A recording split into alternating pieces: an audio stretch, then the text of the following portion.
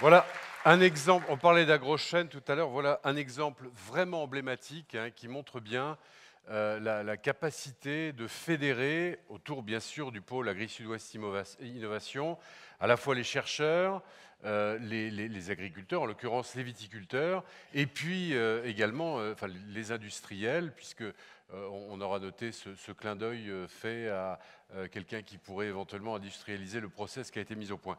Mais il y a aussi un point très fort dans la politique d'Agri-Sud-Ouest Innovation, qu'Alain Chatillon rappelle sans cesse, qui est les retombées économiques. Nous préservons, nous créons des emplois, nous développons des activités. Alors de manière très concrète, Jacques Tranier, Vinéo, ça a permis quoi sur le territoire sur lequel vous êtes présent en termes de création d'activités et de développement d'activités et d'emplois? Écoutez, d'abord Vinéo, c'est des retombées directes et aussi, je en parlerai tout à l'heure, des retombées indirectes. Sur la retombée directe, nous étions devant un constat, c'est que nous avions de moins en moins de vignerons et de moins en moins d'hectares de vignes à vinifier avant la création de Vinovalie, puisque la création de Vinovalie et le lancement de Vinéo ont été concomitants. Aujourd'hui, sur 2014, nous vinifierons 500 hectares de plus de vignes qu'au début. 500 hectares de plus. Voilà. Nous aurons effectivement une relance des plantations et nous avons aujourd'hui un chiffre d'affaires qui au début était consolidé autour de 32 millions d'euros et qui est passé cette année à 46 millions d'euros avec on va dire des prétentions jusqu'à 55 millions dans un proche avenir. Donc si vous voulez, directement la structuration même du chiffre d'affaires et puis ce développement induit effectivement des emplois salariés, mais aussi des implantations et des installations au niveau de revenus agricoles. Et bien sûr, dans un contexte où, on le sait, on le dit souvent, la viticulture a plutôt tendance à se réduire en termes d'exploitants, et là, vous faites vraiment la démonstration contraire. Eh bien, ce qui est aussi directement, j'ai envie de dire, un résultat induit, c'est que là où la confiance était perdue, la confiance est revenue. Et à partir du moment où il y a la confiance, systématiquement, et que bien évidemment le revenu des vignerons augmente et s'améliore, eh bien, ça crée des vocations et ça permet effectivement... Merci Jacques Tranier. Alors, il y a des questions pour vous sur le projet Vinéo. Qui veut interroger Jacques Tranier? C'est vous? À vous présenter d'abord. Vous venez d'où, vous? Ouais, donc je suis un élève de l'île Jourdain. L'île Jourdain. D'accord. Donc voilà, donc je voulais juste vous appelez Tom, c'est ça? Ouais, c'est ça. Donc Tom Taborski, je viens de l'île Jourdain, élève de Terminal S. Donc voilà, donc merci à nous avoir permis de venir. Qu'est-ce que vous voulez faire après agriculteur? Non, je voudrais postuler pour l'INSA pour faire génie biochimique. D'accord. Et donc voilà, finir peut-être dans le pôle Agri-Sud-Ouest, pardon. Donc, il y a une proposition d'embauche, Alain Chatillon, Patrice Rocher. En attendant, posez votre question à Jacques Tranier.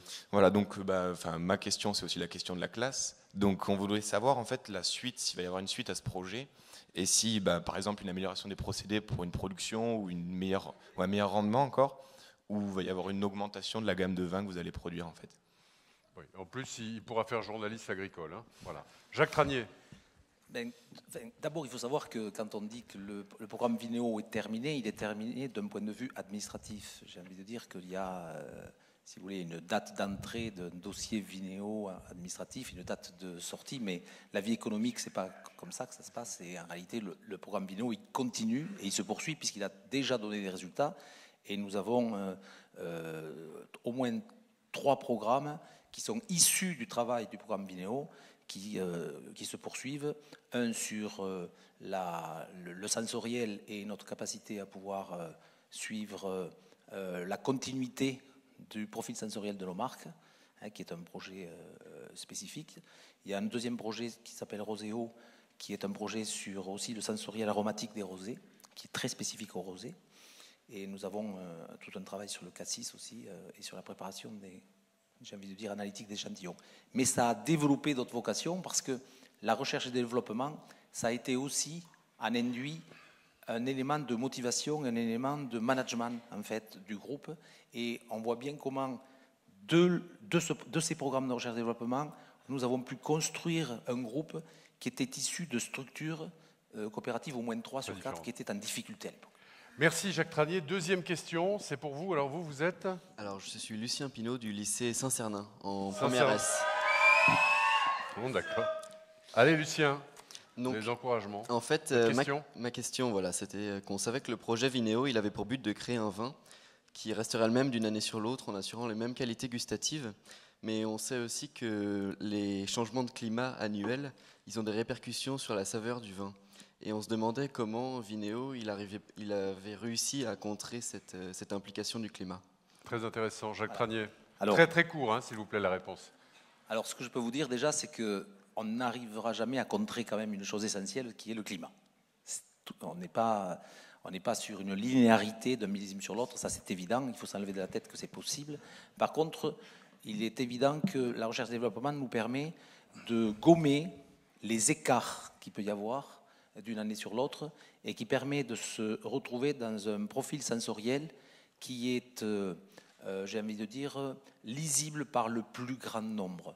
Il y a toujours une dimension dans le vin où la multiplication des différences n'est lisible que par l'élite de la dégustation, et ça existe aussi, bien sûr, c'est pas ce monde-là qui est concerné. 99% des gens ont une difficulté à pouvoir effectivement voir toutes les variations qu'il peut y avoir entre un Chablis monté de tonnerre et un Chablis monté de milieu. Si vous voulez, ce pas des choses qui sont à la portée du consommateur, hein, globalement. Donc notre objectif à nous, c'est de rassurer un client qui est éloigné de nos zones de production. Hein, ce n'est pas tout à fait la même chose que de rassurer un Toulousain, par exemple. Quand vous vendez à Shanghai, eh bien, vous avez un interlocuteur intermédiaire au milieu. Et lui, il a besoin d'être rassuré sur le fait que les livraisons qu'il va recevoir d'un pays lointain sont des livraisons qui vont correspondre à la promesse qui avait été émise, et de telle façon que cette promesse soit tenue. Lucien, ça vous satisfait comme réponse? Vous lui donnez quelle note? 8 sur 10. Peut mieux faire. Merci. Allez, on continue avec Xavier Belin. Je crois que vous souhaitiez réagir sur un point. Je voudrais juste faire écho à ce que vous disiez à l'instant sur le fait que c'était une filière économique à part entière. S'il y a bien une région qui reconnaît l'agriculture comme un acteur économique de premier plan, et ça fait écho à ce que disait Martin Malvy tout à l'heure, c'est Midi-Pyrénées. Je voudrais saluer la présence de 2 présidents de chambres de commerce et d'industrie, celle du Gers avec Michel Deliger et celle de Toulouse et de la Haute-Garonne avec Alain Di Crescenzo. C'est à vous parce que vous souhaitiez faire un petit commentaire par rapport au projet Vinéo. Je vous demanderai de faire vraiment très court. 3 petites remarques. D'abord, on part du marché et finalement on remonte dans la filière pour appliquer un certain nombre d'évolutions, que ce soit sur la vigne, que ce soit sur les process. Ça montre bien l'interaction et l'interdépendance de chacun des métiers, de chacune des compétences tout au long de la filière. Ça, c'est le propre des pôles. Deuxième remarque, il y a une finalité économique et sociale derrière, de l'emploi, de la création de valeur, de l'exportation. C'était le cahier des charges des pôles de compétitivité au départ. Donc là-dessus, c'est très intéressant. Puis troisième remarque, alors je vais me permettre cette remarque-là, elle est un peu sur le fond, mais on voit bien que sur l'exportation de notre propre savoir-faire viticole, mettons de côté les premiums qui sont vraiment qui s'adressent à une clientèle très particulière. On a quand même une difficulté dans ce pays par la variété finalement de nos cépages, de nos territoires, etc. Et ce que recherchent aujourd'hui les consommateurs étrangers, c'est ce qui a été très bien décrit, c'est-à-dire une forme de linéarité. En tout cas, on n'a pas forcément le même goût en dehors de France qu'en France. Et ça, il faut y travailler parce que derrière, ce sont des marchés captifs qu'il faut absolument aller chercher. Et je trouve que cette démarche est très intéressante.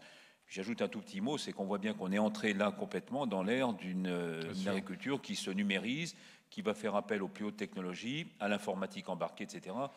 Bon, on est en plein dans le sujet là. Merci.